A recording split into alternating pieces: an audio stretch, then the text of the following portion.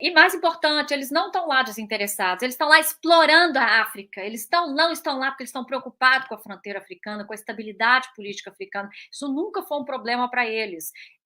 Quanto mais instabilidade, melhor para eles, porque aí não tem um governo central, não tem um governo que vai ter um plano, que vai ter cidadania. Então, o Macron está falando isso como se os militares franceses estão prestando um serviço para a África. Não, eles estão lá porque eles estão garantindo a exploração da África pelo capital e pelo financismo francês. É isso que eles estão fazendo lá. Então, é muito hipócrita essa fala do Macron. Eu até pedi pro Gui subir aqui o vídeo do Macron. Emmanuel Macron. Não é Macron, não, de Maconar. Macron. O Emmanuel, o presidente da França, ele fez um vídeo recente. Eles estão com um problemão na França, que é a rebelião de alguns países africanos, né? É uma insurreição e tem aquela região lá que eles chamam de Sahel, né? Que é uma região que é uma faixa assim que vai de um lado a outro, vai do Oceano Índico até o Atlântico, né? São vários países, Niger, Burkina Faso, e são países que estão no processo de se desprenderem da França. E tem umas coisas que eu não sabia, não estava no debate global, mas agora veio para o debate global, por exemplo, que é como que a França explora o Níger há muitas décadas, comprando urânio bruto, pagando preços baixíssimos, e o urânio é um dos produtos mais raros e caros do mundo. E foi que uma das razões da insurreição lá do Níger é que veio a público, pela primeira vez veio a público, que o governo não ficava com nada, que a França ficava, que o governo, que o país ficava com menos de 5% da renda do urânio local, em um país muito pobre. Então teve essa insurreição. Como é que você está vendo esse momento aí da África? Eu estou vendo o fim da hegemonia do norte global. Há uma velocidade muito maior do que a gente tinha imaginado, do que eu já imaginei no meu tempo de vida. Claro, quem está chegando ao poder são os militares na África. A gente sempre tem medo de golpes militares, mas não deixa de ser um golpe nacionalista e que tem, pelo menos, consequências anticolonialistas. Eu estava lendo que a França é a 8ª maior reserva de ouro do mundo. Me fala quantas minas de ouro a França tem. A França nunca saiu militarmente da África. A França, através das corporações dela, tem a África ali realmente como um território para total exploração do homem e da natureza. O urânio que você está falando é para quê? Para as usinas nucleares da França, que a França não quis até hoje fazer uma transição verde. Então, vai explorar, por exemplo, cobalto é todo ali do Congo, cobalto é para fazer os iPhones, com trabalho escravo infantil, crianças sendo intoxicadas nesse processo. A Nestlé, a quantidade de trabalho escravo infantil que a Nestlé tem na África. A África continua sendo colônia, só que você vai usar nomes mais apropriados para isso, você vai colocar corporações lá dentro, né, que vai explorar tudo e mandar o dinheiro para a França. Você vai colocar os fantoches, a família Bongo ali que estava... qual foi o último país que se rebelou agora, que eu me esqueci do nome? Foi o Niger. Né? Não, depois do Niger, teve mais... Teve a Sahel também? Hã? Do Sahel, região do Sahel? Eu vou dar uma olhada aqui, mas ali tinha uma dinastia, que era a dinastia Bongo, que já estava há 63 anos no poder, ou 57 anos no poder. Ou seja, você fala que isso é um regime democrático, o cara era uma proxy, né, um representante da França ali. São são os chamados colonialistas internos, aquelas elites locais que vendem o país para os grandes exploradores, para os grandes colonizadores. Eu acho que é um fenômeno muito complexo, a gente entende muito pouco de África, mas com certeza tem um grande elemento das lutas anticoloniais aí. Tem uma insurgência, e vem numa hora, não é meio por acaso, né? Você vê que vem no momento que eles tiveram um certo apoio russo ali. Eles estão tendo um apoio chinês. Para mim, é um fenômeno geopolítico que tem a ver com um sentimento deles, de independência, de soberania, porque eles estão vendo que eles não dependem mais absolutamente do norte global. Eles estão vendo que eles têm para onde se voltarem. Eles têm, porque você só se revolta, isso é humano, você só se revolta quando você vê uma luz. Senão você não se revolta, você não tem chance para nada, é o desespero, em geral, o desespero absoluto não produz revolta. O que produz revolta é quando você vê uma esperança, aí você corre atrás. Então, eles viram essa esperança, que é a esperança.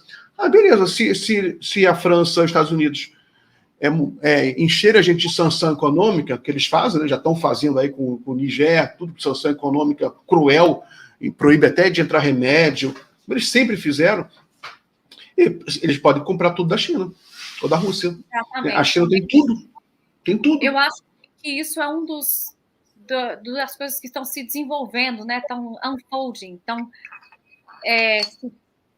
se desenvolvendo mesmo desse mundo multipolar. Alguém falou aqui, a Gabão, a dinastia Bonga do Gabão, a Burkina Faso também rebelou. Então, existe esse movimento. Por quê? Vamos lembrar que, não um pouco tempo atrás, o Putin deu toneladas e toneladas de cereais para a África, ainda falou, não, ainda vou pagar também agora o transporte. E nós temos hoje as forças militares russas ali, também presentes. E temos a China interessada em investir a partir de uma perspectiva mais multilateral. Então, para a África, ela viu uma possibilidade, como você falou, ela viu uma luz, uma possibilidade de se rebelar. Então, acho que o momento que está acontecendo isso não é um momento por acaso, é um momento de que o norte global cada vez menos domina o mundo, até a nós mesmos. O G20 hoje é muito mais forte do que o G7, começando ali economicamente. Quando os Estados Unidos sancionam um país, vamos supor, sancionar Cuba, ele está sancionando todos os outros países que querem negociar com Cuba. Então, nós temos um mundo na minha opinião, um mundo completamente diferente surgindo. Hoje, os BRICS, economicamente, em termos de vista de PIB, é mais forte que o G7. Então, nós estamos... O Celso Amorim mesmo falou isso, existe um eixo, o eixo da Terra está mudando, está um deslocamento do eixo econômico. Igual quando a gente teve no Brasil, que era o Nordeste e depois virou o Sudeste, ali... Hoje nós temos um mundo com uma polaridade maior e as pessoas falam, eu sou contra a guerra, eu sou contra a guerra, eu sou contra a guerra, eu sou contra sangue. Claro, todo mundo é contra a guerra e contra sangue. Ninguém quer ver o país correr sangue. Agora, as lutas anticoloniais, elas nunca foram travadas sem sangue, infelizmente. Por quê? Porque a opressão é muito grande, não tem diálogo. Então, agora, a gente tem que não esquecer que a França, a Inglaterra fez com a África. Qual país que foi? Agora eu não me lembro, acho que se foi... Sara, para ilustrar esse argumento que você vai falar agora, que eu separei um videozinho do Macron, que deu que viralizou, em que ele fala exatamente isso, né? É um ato falho dele, mas uma coisa maravilhosa. Coloca aí, por favor, Gui. Si nos militaires n'étaient pas tombés au champ d'honneur en Afrique, si la France n'était pas intervenue, si nos militaires n'étaient pas tombés au champ d'honneur en Afrique, si Serval Barkhane n'avait pas été décidé, nous ne parlerions pas aujourd'hui ni de Mali, ni de Burkina Faso, ni de Niger. Ces États n'existeraient plus aujourd'hui dans leurs limites territoriales. Je peux vous le dire avec certitude. Ficou meio ruim a internet do vídeo, mas deixa eu só explicar.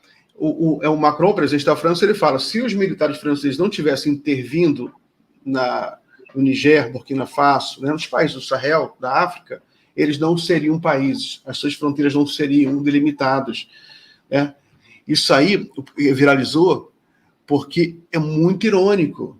Ele está certo, mas o problema é justamente esse. A África foi toda retalhada de forma deliberada para ferrar a África, para separar as tribos, para evitar que eles se organizassem politicamente. Isso aí já tem 2 séculos. Entendeu? Foram colônias exploradas, não deixaram que se industrializassem. Né?